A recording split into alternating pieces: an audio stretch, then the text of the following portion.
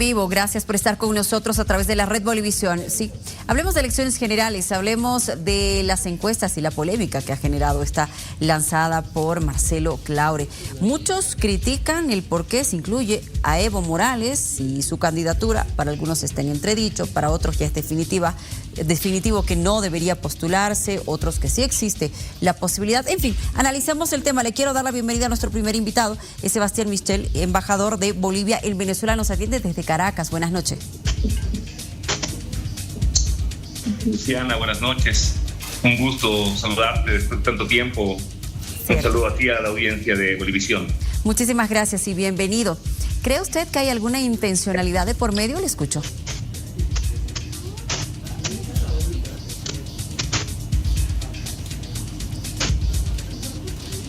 Embajador, si lo tengo en línea, por favor, ¿me escucha? Sí, acá. Le consultaba, ¿cree usted que hay alguna intencionalidad de por medio? Si me dice que sí, ¿cuál es dentro de estas encuestas que se han lanzado?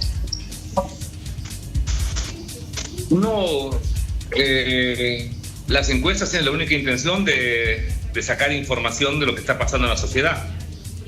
El tema es que se anunció la encuesta más grande que iba a haber en la historia del país.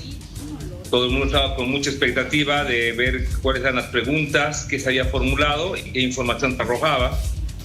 Y yo solamente publiqué en redes sociales de que me parecía que había una distorsión de la información porque habían datos que me parecían misteriosos. Camacho tenía una votación importante, pero cuando tú veías la votación por departamento tenía 1% en Santa Cruz y 25% en Cochabamba. Me pareció raro, sumé. En un caso el porcentaje no llegaba a 100 y en el otro pasaba a los 120. Me pareció raro, empecé a ver con un poco más de atención y me di cuenta que colocaban a Mesa en la pregunta nacional, pero desaparecía de las departamentales. Me pareció raro eso y otros temas que son de método.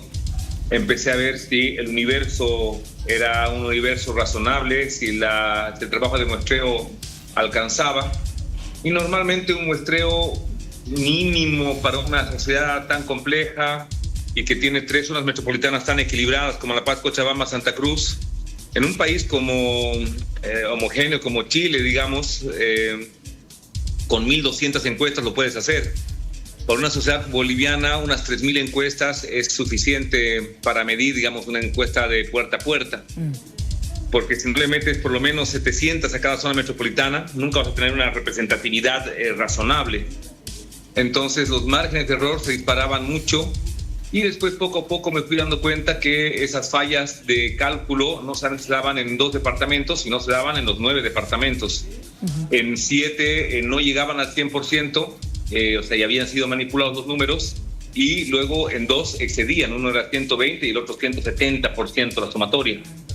Entonces ahí me pareció que había algún problema en la encuesta y después me puse a pensar ahí por qué hubiera hecho alguien con tanta presencia nacional una encuesta así. Yo creo que era para quedar bien. Yo creo que él tenía una intención de hacerlo, pero yo me imagino que a quienes se contrató para hacer este trabajo, yo creo que lo engañaron y hicieron un trabajo solamente ahí de gabinete, poniendo números con un poco de análisis, digamos, pero no creo que se haya hecho un levantamiento real de encuestas y de información. A ver, embajador Michel, estamos en este momento preparándonos para las elecciones judiciales, que van a ser parciales. El lanzar una encuesta en este momento es bueno, es malo. Y por otro lado, como muchos están opinando, ¿no? Se ha querido direccionar desde ya a la población para que pueda más o menos ir pensando en determinado candidato. Según usted, ¿qué dice? No sé, porque, como te digo, al final la encuesta terminó siendo muy criticada, muy poco creíble en su información. Entonces, no sé si ahí hay alguna posibilidad de direccionar algún voto a algún lugar.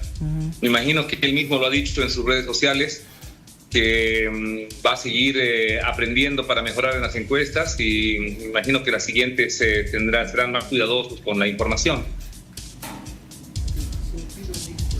Buenas noches, Sebastián. Usted tiene experiencia en el comando de campañas y quisiera preguntarle de todas maneras sobre resultados que arrojan esta encuesta y algunas otras que se han conocido igual en el país, que muestran en algunos casos en primer lugar o empatado, como han mencionado en esta encuesta, a Evo Morales con el alcalde de Cochabamba, Manfred Reyes Villa, y en una posición también de ese tercer lugar a Samuel Doria Medina, y mucho más abajo el presidente Arce.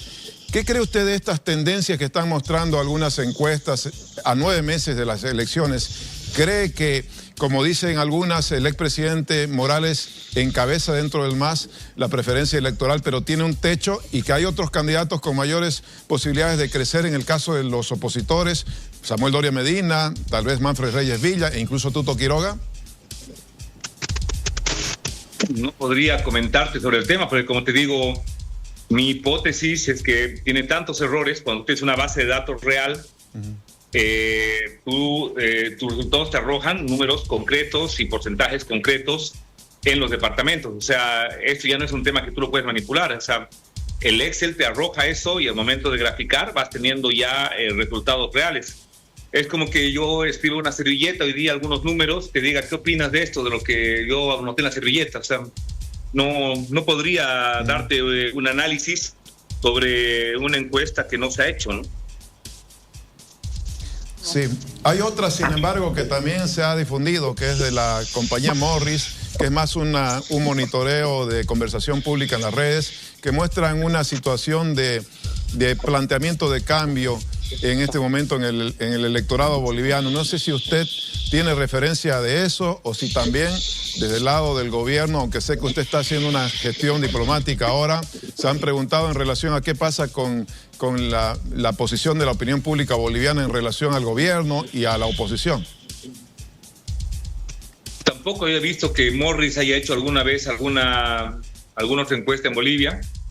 Yo, de hecho, al principio, cuando salió esa, todo el mundo comentaba, esta es la famosa encuesta de Claure. Yo la vi, me pareció igual que era inconsistente, pero después me di cuenta que era también una encuesta falsa, que estaba destinada más bien a tumbar, era un misil contra la encuesta de Claure, como para acusarla, digamos, pero no sé de dónde vino ese misilazo, pero creo que era más una estrategia para eso, digamos, no he visto. Ahora, para no dejarte así con respuestas insatisfactorias, te puedo hacer un análisis de lo que yo estoy pensando y lo que estoy leyendo como lectura de sentido común en la prensa. Creo que la siguiente elección va a ser una elección bastante competitiva.